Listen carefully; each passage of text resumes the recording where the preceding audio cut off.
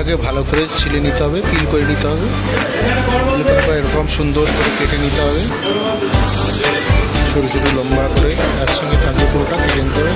হলুদ গুঁড়ো দিয়ে দিলাম, লবণ দিয়ে দিয়েছি, কর্নফ্লাওয়ার দিয়ে দিয়েছি। কর্নফ্লাওয়ার দিয়ে ভালো করে একটু জল দিয়ে মাখিয়ে নিতে হবে। এবার তেলে ছেড়ে দিচ্ছি, তেলে ছেড়ে ভালো করে ক্রিস্পি করে ডিপ ফ্রাই করতে হবে। করতে একটু তেলটা দিয়ে দিচ্ছি, ভালো করে ডিপ ফ্রাই হচ্ছে। ডিপ ফ্রাই হয়ে গেলে আবার উল্টে দিলাম, অপর সাইডটা আর ভালো করে ফ্রাই করে নিলাম। আর তেল দিচ্ছি, ভালো করে ফ্রাই হচ্ছে, গোল্ডেন কালার থাকবে, সুন্দর করে ফ্রাই করে নিচ্ছি।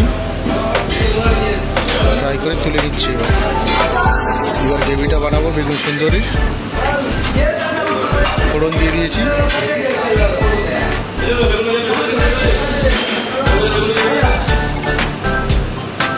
Onion paste, chilli garlic paste দিয়ে দিয়েছি, ভালো করে একটু কষিয়ে নিতে হবে। টমেটো চিলি পেস্ট দিয়ে দিয়েছি, ভালো করে কষিয়ে নিচ্ছি। কাজু পেস্ট, টারমারিক পাউডার, লবণ, চিনি,